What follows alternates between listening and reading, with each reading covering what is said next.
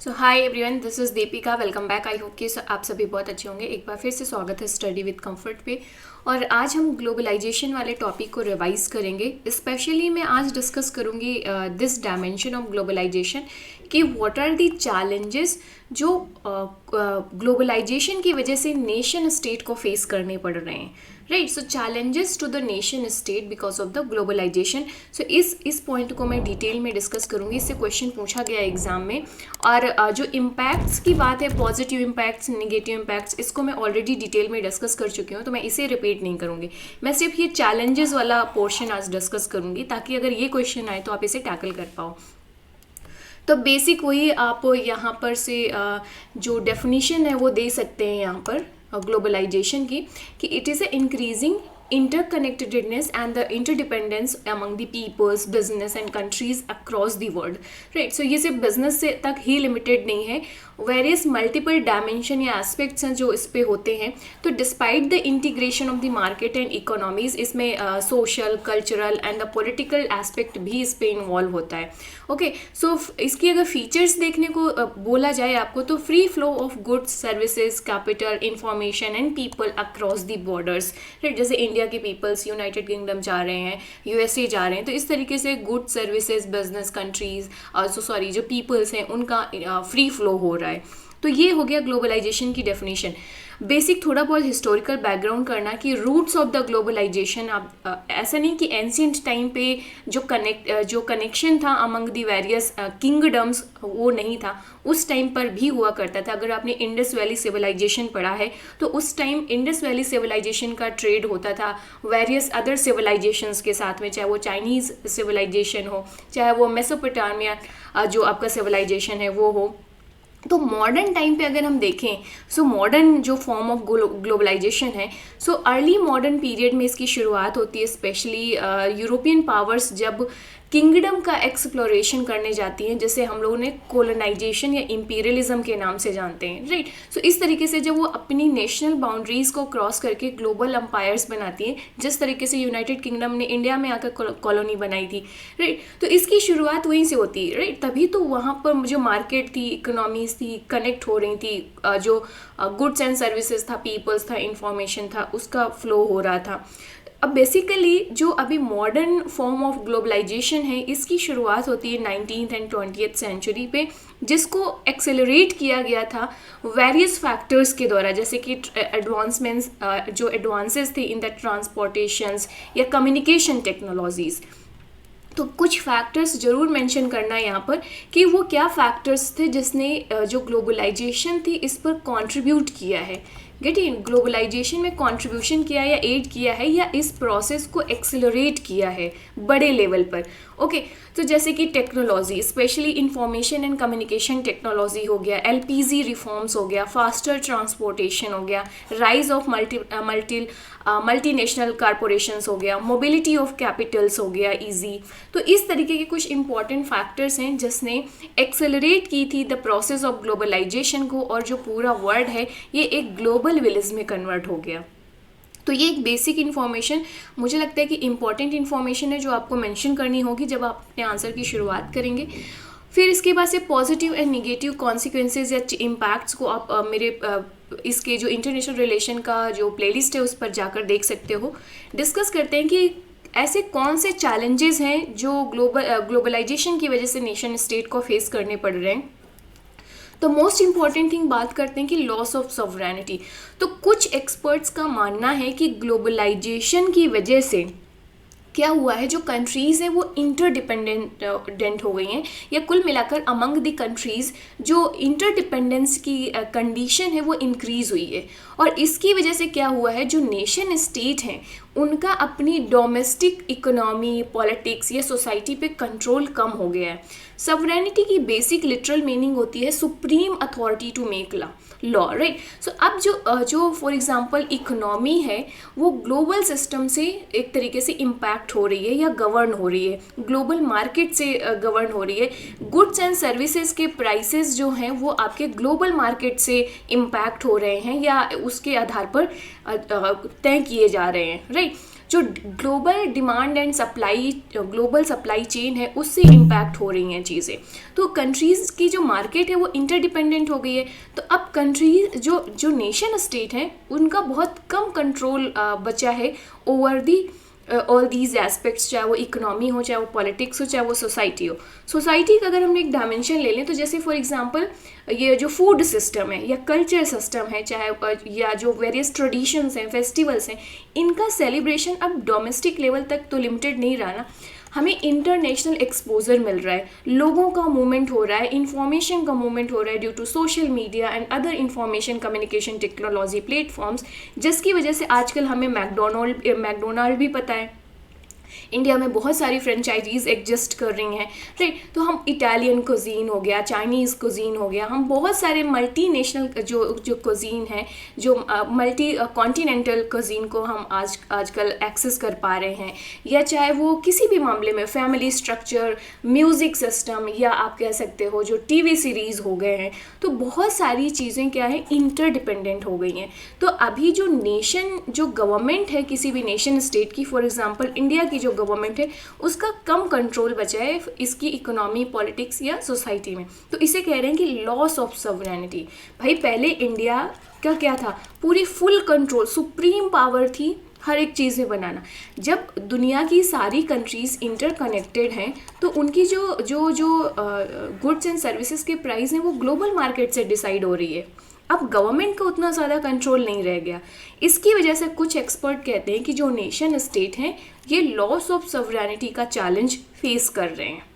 Okay, जैसे कि politics में एक और एग्जांपल आप देंगे यहाँ पर कि डोमेस्टिक जो पब्लिक ओपिनियन है वो कई बार इन्फ्लुएंस होता है जो आउटसाइड सोर्सेज हैं। एक छोटा सा एग्जांपल अगर आपको याद हो, अभी रिसेंट में जब इंडिया में फार्मर बिल्स लाए गए थे तो इंडियन के जो फार्मर्स यूनियन थे उन्होंने प्रोटेस्ट किया था, राइट। बहुत लंबा चला था ये प्रोटेस्ट। तो उसके इन फार्मर बिल्स या फार्मर के जो प्रोटेस्ट के सपोर्ट में बहुत सारी इंटरनेशनल पर्सनालिटीज़ ने अपना अपना ओपिनियन दिया था या सपोर्ट अपना दिया था कि भाई हम सपोर्ट कर रहे हैं इस फार्मर्स यूनियन को, जो प्रोटेस्ट चल रहा है। तो हमारी इंडियन गवर्नमेंट ने क्या रिप्लाई दिया था कि भाई ये हमारा डोमेस्टिक पॉलिटिक्स का मैटर है, हमारा ये इंटरनल अफेयर है, कोई दूसरी कंट्रीज़ इसमें इसमें इंटरफेयर नहीं कर सकती है, राइट। तो ये सवरेनिटी का कंसेप्ट, तो इसको ज़रूर मेंशन करना रिसेंट एग्जांपल का। तो लॉस ऑफ सवरेनिटी की वजह से देखने को क्या मिलता है, बहुत सारी पॉलिटिकल क्राइसिस देखने को मिलती हैं, कॉन्फ्लिक्ट्स देखने को मिलते हैं, राइट। तो ये सारी चीज़ें हो गया लॉस ऑफ सवरेनिटी। दूसरी डायमेंशन जो चैलेंज फेस कर रहे हैं नेशन स्टेट वो है इकोनॉमिक इनइक्वालिटी। तो ग्लोबलाइजेशन की वजह से आपने देखा कि free flow of goods and services हो रहा है और इंटरनेशनल इकोनॉमी जो है वो जो वेरियस कंट्रीज़ हैं वो कनेक्टेड हो गई हैं एक दूसरे से। तो जो ये ट्रेड का बेनिफिट हर एक कंट्रीज़ को इक्वल नहीं मिल रहा है, राइट। जो ट्रेड एंड इन्वेस्टमेंट इंक्रीज हुआ है ड्यू टू ग्लोबलाइजेशन, इसके जो फ्रूट्स हैं, बेनिफिट्स हैं, वो हर एक कंट्री को इक्वल नहीं मिल रहे हैं। So there is a huge gap. जो रिच एंड पुअर कंट्रीज़ हैं उनके ह्यूज गैप है, क्योंकि रिच कंट्रीज़ के पास बहुत ज़्यादा इन्वेस्टमेंट है, फंड है, फाइनेंस है, राइट। तो ये क्या कर रहे हैं, फैक्ट्रीज़ में खूब सारा प्रोडक्शन कर रहे हैं। और जो पुअर कंट्रीज़ हैं भाई, इनके पास तो प्रोडक्शन इतनी मशीनरी है नहीं, इतना इंफ्रास्ट्रक्चर नहीं है, इतना ज़्यादा फंड एंड फाइनेंस नहीं है।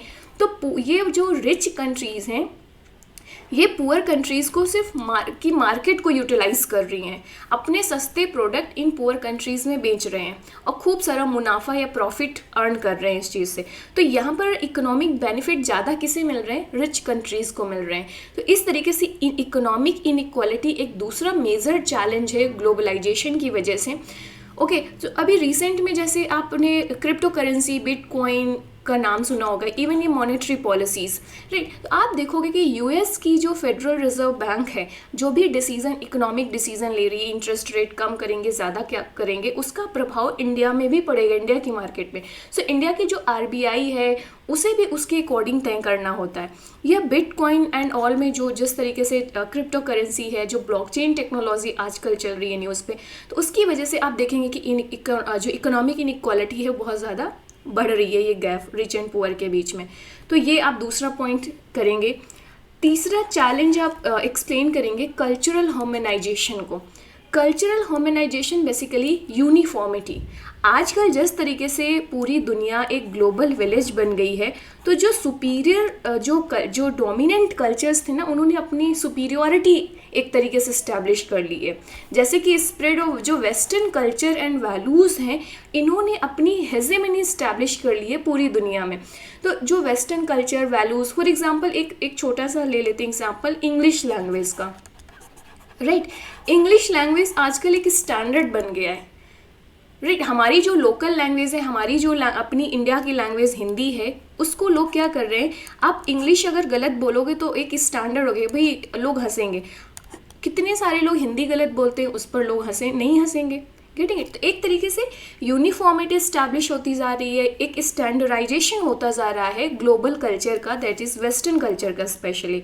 सो जो नेशन स्टेट है उनके लिए एक बिग चैलेंज है कि जो हमारा लोकल कल्चर है वो उसका लॉस हो रहा है, erosion of the traditional values हो रही हैं।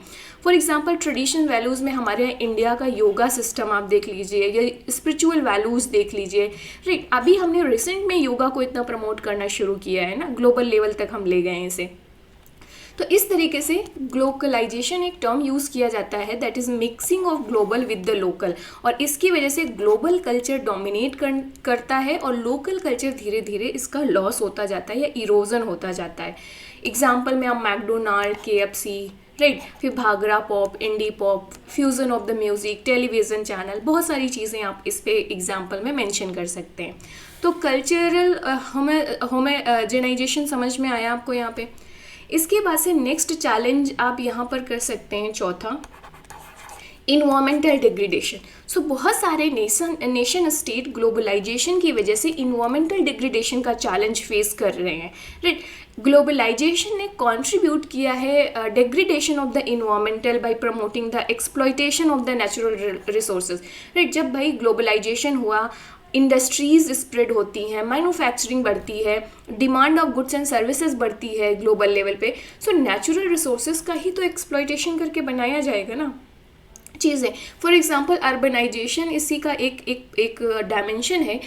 लोग गांवों से शहरों में मूव करेंगे, तो जब सिटीज़ को बड़ा बनाया जाएगा तो आसपास के जंगल, फॉरेस्ट, वाटर बॉडीज़ के एरियाज़ को कंज्यूम किया जाएगा ना।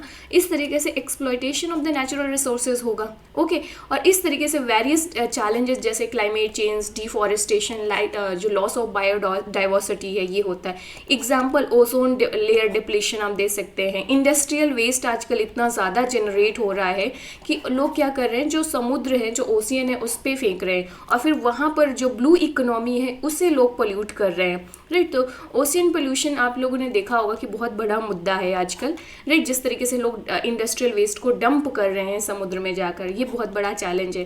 देन इंडिया के स्पेशली आप देखें तो मानसून पैटर्न जिस तरीके से चेंज हुआ है, जो हमारा रेनी सीजन्स था किस तरीके से शिफ्ट हुई है, जो विंटर सीजन है वो कितना रिड्यूस्ड होकर कुछ दिनों की विंटर्स रह गई है, ये सब हम एक्सपीरियंस कर रहे हैं ना। तो ये सब क्या है, क्लाइमेट चेंज, इन्वायरमेंटल डिग्रेडेशन के कॉन्सिक्वेंसेज है।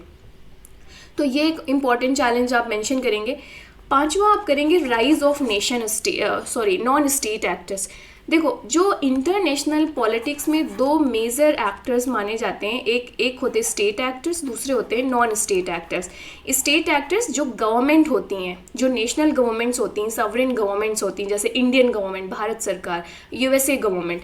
जो नॉन स्टेट एक्टर्स होते हैं, इनमें सिविल सोसाइटीज़ या NGOs आ जाते हैं, MNCs आ जाती हैं, इंडिविजुअल कॉरपोरेशंस आ जाते हैं, बहुत सारे फाउंडेशन, चैरिटी ऑर्गेनाइजेशंस आ जाते हैं, नॉन स्टेट एक्टर्स। ये सॉवरेन गवर्नमेंट्स या सॉवरेन ऑर्गेनाइजेशंस नहीं होते हैं, ये ध्यान रखना है। तो जो ग्लोबलाइजेशन की वजह से नॉन स्टेट एक्टर्स में काफ़ी ज़्यादा नंबर इंक्रीज देखने को मिलेगा, क्योंकि आप ग्लोबल लेवल पे मल्टीनेशनल कॉरपोरेशंस बढ़े, NGOs बढ़े, सिविल सोसाइटीज़ बढ़े, ह्यूमन राइट्स को प्रोटेक्ट करने के लिए, even environment degradation for example जिस तरीके से हो रहा था, तो बहुत सारे NGOs ऐसे आए जो इस चीज़ को प्रमोट कर रहे हैं कि भाई इन्वायरमेंट को सेव करिए, आप इन्वायरमेंट को बचाइए, ओके। तो इस तरीके से आप देखेंगे कि ये बड़े जो rise of non state actors है, इन पे इंक्रीज हुआ।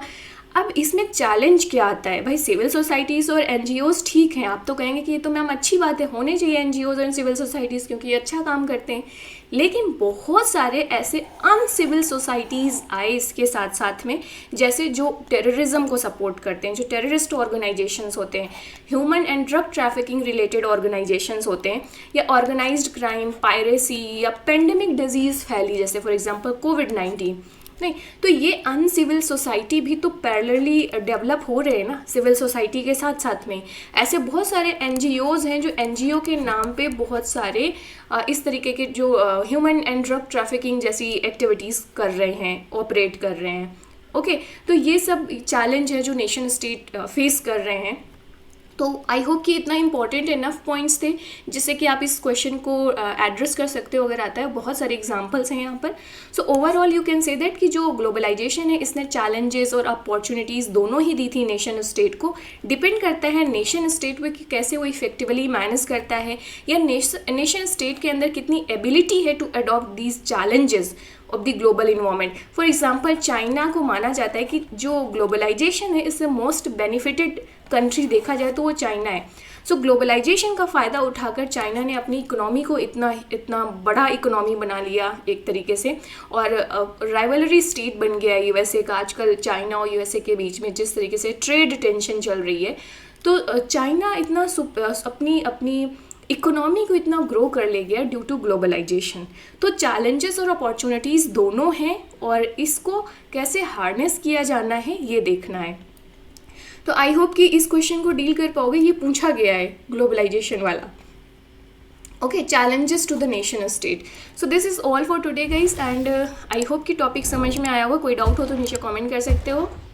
And yes, please do subscribe my channel, share with your friends and like the video को लाइक ज़रूर कर। मैं देखती हूँ कि 500 व्यूज़ हैं लेकिन लाइक आपके 2 या 4 रहते हैं, तो please do like the video अगर पसंद आती है तो। Yes, and see you in the next video. Bye, take care, keep learning, keep exploring.